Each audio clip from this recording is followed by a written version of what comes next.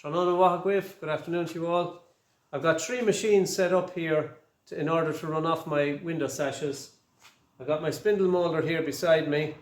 I've got my morticer just here at this point, and if I look to my left here, that's my Tenoner down there. So I've those 3 machines set up, and in order to run off windows, we want to run off profiles like that. The spindle moulder will do that part.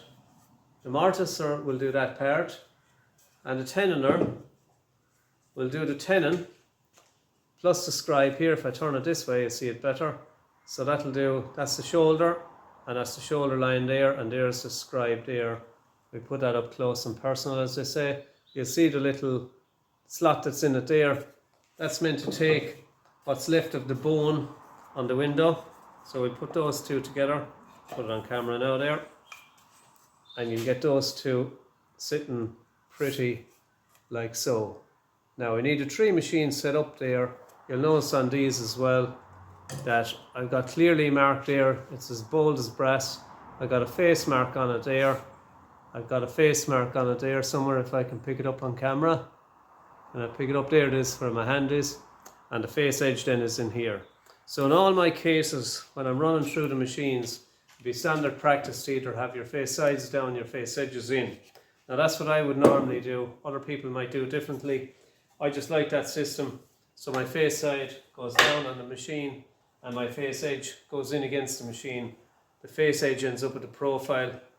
The face side ends up looking out all the time. So this is, we'll show these from close up on a later clip, but this is the cutter head that's in the spindle moulder, and it has a profile cutter that's tungsten tipped. So it's a serrated one. They're the safest ones available in today's world. We've got 2 of those in each block. Gives a beautiful clean cut. This is the actual material that I have. That's the mahogany. That's an actual style of the sash that I have. So a style is the side piece, and that's the top mortise there, and that's the bottom mortise there.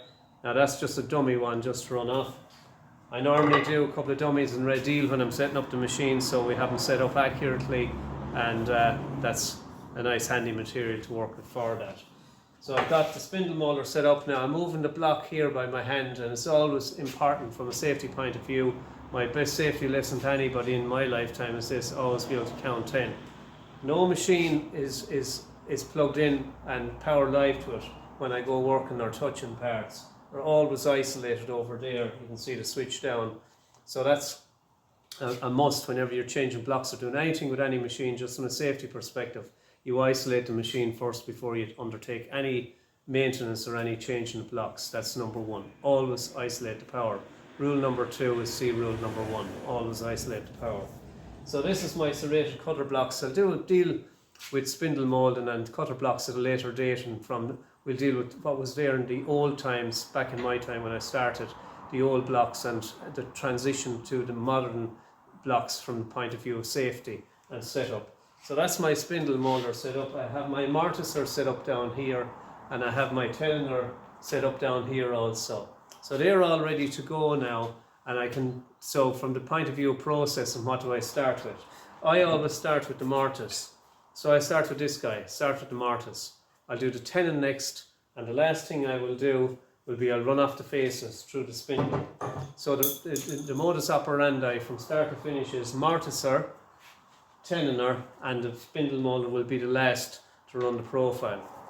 Very simple point from the point of view of basic principles in relation to doors or any type of joinery work. When you see a profile, ignore it.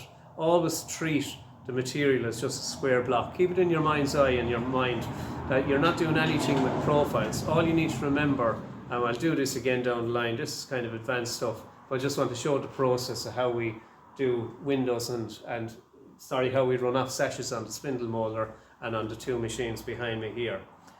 All you need to remember is that there is called the shoulder. That's the shoulder line, and that's the shoulder line there. They're the important points. So if you work to shoulders and you scribe a line or draw a line across there where my fingernail is, that there now brings you back into a rectangular section again. So always think of the joint you're doing, or whatever the process is you're doing, that you can ignore the moulding, and we work to the shoulder line, which gives us a square or a rectangle underneath it there, and the profile will look after itself. I'll explain that in more detail in another clip. But for now, just to recap, the 3 machines I require in order to do any sort of window work or door work is a spindle moulder, the Morticer here behind me, and finally my Tenoner down here. So we'll show close-ups of each machine as we machine the parts. So for the moment, an Ishkari Cador at a Slonga phone for now. Hope that's useful to some of you. Bye for now.